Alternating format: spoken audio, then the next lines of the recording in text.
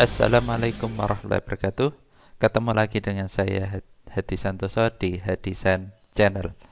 Pada kesempatan kali ini kita akan melanjutkan pembahasan soal KSM Matematika MTS tahun 2019, yaitu di nomor 11 sampai nomor 15. Bagi kalian yang belum melihat part 1 dan part 2 bisa dicek di deskripsi.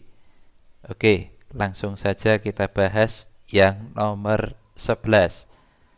Let's go. Di suatu desa, kepala desa menginginkan semua penduduk hafal Al-Quran. Jadi itu tahun pertama ada 2, tahun kedua ada 6, tahun ketiga ada berapa itu? Ada 15. Jadi seperti ini ya. Coba diperhatikan. Kira-kira pada tahun ke-25 ada berapa jumlah penduduk yang hafal Al-Quran? Ya. Jadi acuannya ada di sini. Jika tahun pertama ini ada 2, coba dilihat aja. Tahun pertama, tahun kedua, dan tahun ketiga datanya mirip dengan data persegi panjang, di mana ada panjang ada lebar ya. Jadi datanya mirip persegi panjang. Coba dilihat aja datanya. Iya kan? Ketika tahun pertama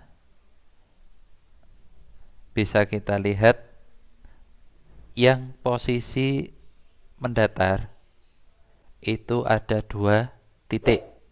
Yang posisi tegak itu hanya 1 titik. Jadi ini tak tuliskan yang mendatar dulu ya di depan. Jadi untuk tahun ke-1,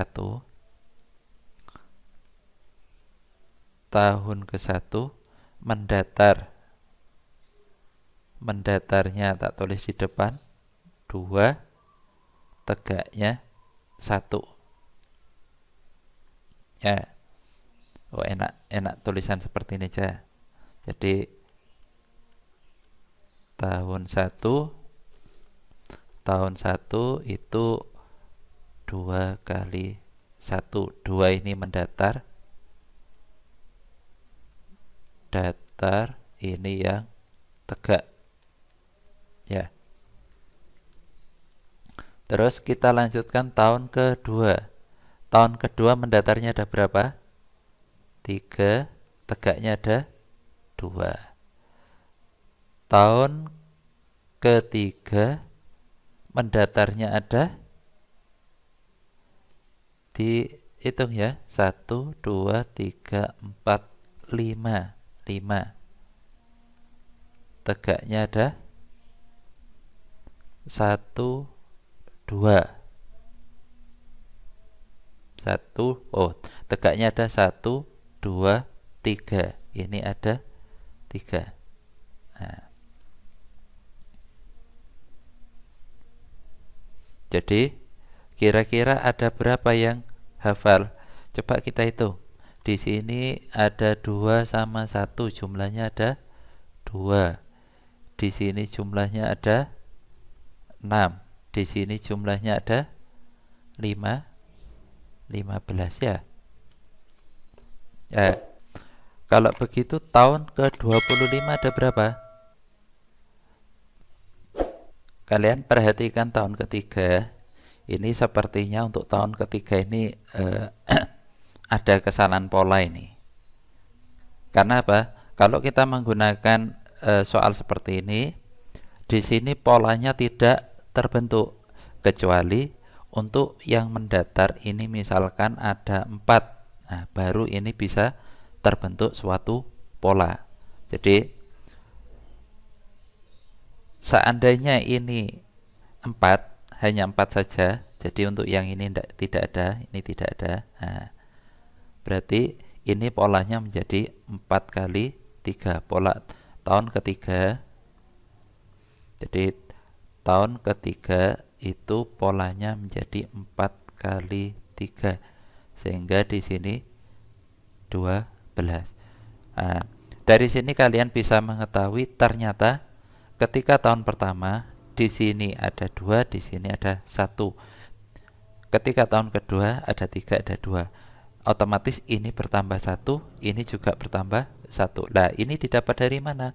Nah, seandainya di sini dicari tahun ke n. Jadi tahun ke n,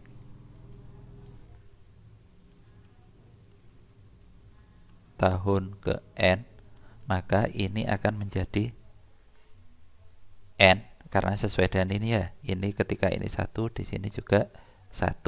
Ini kan sama, ini 2, di sini juga 2. Berarti di sini n dikali dengan dari sini ke sini berapa? Oh, ternyata bertambah 1. Berarti ini n plus 1. Sehingga polanya UN sama dengan, untuk tahun ke n, UN sama dengan n plus 1 dikali dengan n. Nah, sehingga untuk tahun ke-25 tak tuliskan N25, berarti 25 plus 1 dikali dengan 25. Ya, 25 plus 1 itu 26 dikali dengan 25. Nah, dari sini kalian bisa menghitung baik menggunakan perkalian bersusun atau menggunakan yang lain. Kalau saya biasanya tak pecah karena di sini 25, berarti bisa saya pecah di sini menjadi 13 dikali 2 dari 26 dikali dengan 25. Lah, ini sendiri kan 50. Nah, 13 kali 50 itu 650. Jadi lebih mudah ketika kalian mengalihkan. Lanjut ke soal nomor 12. Sebuah jajar genjang ABCD, titik P dan Q terletak pada AC, sehingga DP dan BQ tegak lurus. Jika panjang AD 13, AC 25 dan luas jajar genjang 125 cm. Ingat, titik yang menjadi acuan itu ada kata-kata tegak lurus. Yang pertama, terus yang kedua adalah jajar genjang. Nah, tinggal gambar aja jajar genjang. Ya, misalkan gambarnya seperti ini. Jelek tidak apa-apa, yang penting bisa diterima. A, B, C, D. Titik P dan Q terletak pada AC. Jadi ini AC, kita hubungkan dulu AC. Mohon maaf ya, gambarnya jelek, tapi tidak apa-apa, sudah diikhlaskan. Terus di sini AD, AD-nya 13, tak tulis 13. AC-nya 25. Nah, luas jajar genjangnya 125 cm persegi. Yes. DP dan BQ tegak lurus dengan AC. Jadi kalau ini kita tarik garis tegak lurus, ini juga tarik garis tegak lurus. Nah, di sini P, di sini Q. Maka panjang PQ, nah kalian bisa memanfaatkan, ingat ketika jajar genjang ini dibagi dengan AC, itu akan membentuk dua buah segitiga yang sama, baik segitiga ACD maupun segitiga ABC. Sesuai dengan yang sudah kalian pahami, bahwasanya luas segitiga bisa diwakili dengan apa? Setengah alas kali tinggi. Alas yang di sini bisa saya tuliskan untuk segitiga yang satu alasnya AC, tingginya DB. Untuk segitiga yang kedua, jadi luas segitiga yang kedua itu alasnya alasnya AC, tingginya BQ. Nah, ya. Kita ketahui DP dan BQ itu pasti sama, sehingga ini boleh tak tulis salah satu. Misalkan ini menggunakan X, boleh, terserah sudah ya. Jadi DP dan BQ ini nanti sama, sehingga kalau kita gabungkan luas jajar genjang itu sama dengan luas G31 ditambah luas G32, di mana luas G31 itu ini setengah. Nah, karena DP sama dengan BQ, otomatis segitiga ini tidak lain adalah sama, atau AC dikali dengan DP, ya boleh DP boleh BQ, terserah. Di sini 125, AC-nya 25 ya, sehingga DP adalah 125 dibagi dengan AC, 125 dibagi dengan berapa? Dengan 5, 25 ya, sehingga jadinya 5 cm. Coba diperhatikan tinta warna merah ya, di sini 5 cm. Nah, 5 cm. Segitiga ADP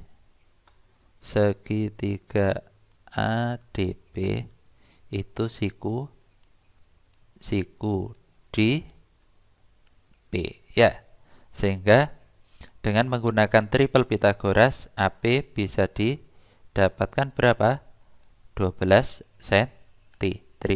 Triple Pythagorasnya kan 5, 12, 13.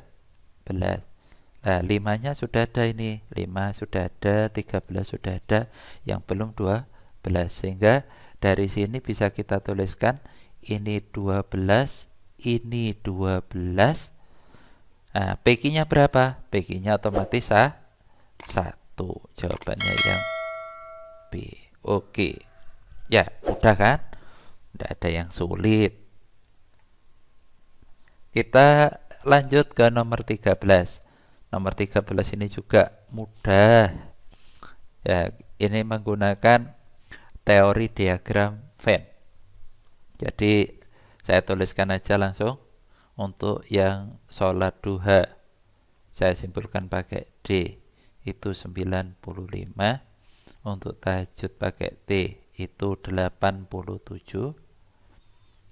Untuk keduanya berarti D diiris sama T itu 60. Jadi kalian bisa menggunakan langsung aja.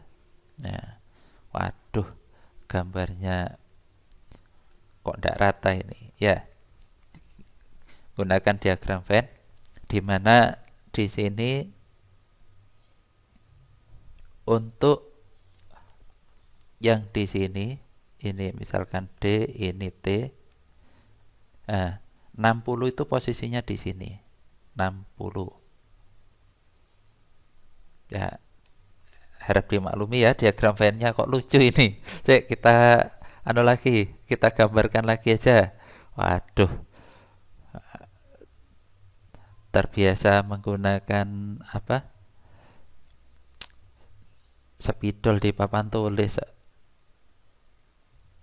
Kita gambar lagi aja biar seperti profesional lah. Jadi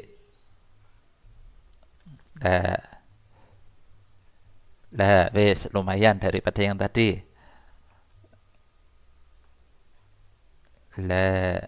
Oke, wes lebih lumayan daripada yang tadi ya, harap dimaklumi. Kita lanjutkan. Di sini posisi yang beririsan itu adalah 60. Di sini D, di sini T. Coba diperhatikan, D-nya ada 95, di sini ada 60, berarti kurang berapa? 35. T T-nya ada 87, di sini 60, berarti kurang berapa? 17. Sehingga yang tidak ada ini berapa? Oh, T-nya 87 ya, bukan 17 tapi 27. Waduh. Terbawa dengan diagram Venn yang tidak mulus ini sehingga kurang konsentrasi ini. Ya. Jadi di sini berapa? Tinggal dijumlahkan aja. 35, 60, 27 ditambah yang belum diketahui itu hasilnya 143. Misalkan di sini sebagai X. Berarti 143 itu didapat dari 35 tambah 60 tambah 27 ditambah X. Nah, ini sama ini 90. 90 ditambah 27, 107. Ini sama ini 95 ditambah 27. Jadinya 60 sama 35 aja 95. 95 ditambah 27, 100. Saya tak tulis saja wes kok hilang konsentrasi ini, kenapa ini ya. Yes, biar enak ya. Jadi ini ditambah ini 122.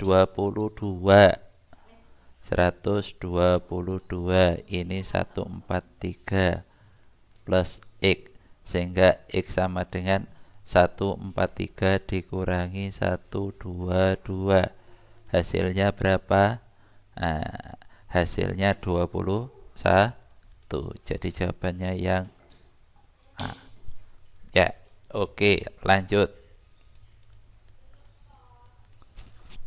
14 ini merupakan materi aljabar di mana menerapkan nanti bisa menggunakan operasi aljabar eliminasi atau substitusi. Tinggal kalian lebih enak menggunakan yang mana ya. Untuk soal seperti ini paling mudah, akar X-nya dimisalkan pakai P, ini misalkan pakai Q ya. Jadi sebenarnya bebas permisalan apa saja. Kenapa? Biar kita tidak hilang konsentrasi ya. Sehingga untuk soal ini bisa kita tuliskan menjadi 7X, 7 akar X kita tuliskan menjadi 7P ditambah 6Q sama dengan 6. Terus 5P ditambah 4Q sama dengan 6. Nah, kalau kita menggunakan cara eliminasi, eliminasi, nah, kita bisa langsungan aja yang mau dieliminasi yang mana. Jadi langsung ya, kalikan, misalkan yang atas dikali 5, yang bawah dikali 7. Kita kalikan 7P dikali 5 berarti 35P ditambah 6Q dikali 5 30Q sama dengan 6 kali 5 30. Yang di bawah 35P ditambah 28Q dikalikan ya, 4Q sama 7 ya, sama dengan 6 kali 7 42. Nah, ini P nya kan sudah sama, bisa dikurangi. 30 dikurangi 28 adalah 2Q sama dengan ini dikurangi ini. Berapa? Min 12. Sehingga Q-nya adalah min 12 dibagi 2 adalah min 6 ya. Ingat, Q itu adalah akar Y. Jadi meskipun nilainya negatif 6 tidak masalah. Kita lanjutkan dulu aja ya. boleh dimasukkan ke persamaan 1 atau persamaan kedua, terserah. Jadi kalau misalkan kita masukkan ke persamaan kedua, misalkan 5p plus 4q sama dengan 6. Nah, 5p ditambah 4q, 4 kali min 6 berarti 4 kali min 6 sama dengan 6. Ini min 24 pindah ke sana, berarti 5p adalah 6 ditambah 24, atau p nya sama dengan ini 30 per 5 ya, sama dengan 6. Ternyata p nya 6, q nya min 6. Masukkan lagi, kembalikan lagi, p sama dengan akar q. Nah, tak tulis seperti ini, p sama dengan akar x, sehingga akar x sama dengan 6, berarti x sama dengan 6 pangkat 2 atau 36. Q adalah akar y sama dengan q, sehingga akar y sama dengan min 6. Y adalah min 6 pangkat 2, sehingga y sama dengan 36. Yang ditanyakan apa? X kuadrat dikurangi y kuadrat. Lah, ini nilainya aja sudah sama, berarti ketika nanti x kuadrat min y kuadrat pasti hasilnya berapa? 0. Ya, jawabannya yang lanjut. Soal terakhir, soal nomor 15. Sebuah masjid rata-rata memiliki jumlah jamaah sholat subuh selama 8 hari adalah 176. Saya tuliskan rata-rata untuk 8 hari adalah 176. Jika hanya dihitung 6 hari, berarti rata-ratanya adalah 175. Nah, ini untuk 6 hari adalah 175. Rata-rata 2 hari yang lain adalah, kalian bisa menggunakan cara yang mudah. Caranya bagaimana? Nah, rata-rata 8 hari, berarti tinggal ditulis saja. Untuk mencari rata-rata 8 hari, ya, otomatis kan, rata-rata 6 hari dikali 6 ditambah rata-rata 2 hari dikali 2. Dikali 2. Nah, 2 ya. 2 itu apa? Banyaknya harinya itu kan ada 2. Dibagi di sini 8. Kenapa dibagi 8? Karena rata-rata 8 hari. Ini 176 sama dengan 175 dikali 6 ditambah dengan 2x bar. Jadi rata-rata 2 hari, 2 kali rata-rata 2 hari dibagi 8. Kalikan ke sana, berarti 176 dikali 8 sama dengan 175 dikali 6 ditambah 2 kali rata-rata 2 hari. Sehingga rata-rata 2 hari bisa kita hitungkan ini 176, tak tulis dulu aja, 176 kali 8 ini dikurangi ya, 175 kali 6 dibagi dengan 2. Tinggal dihitung aja. Jadi 176 dikali 8, 176 kali 8 itu 1048.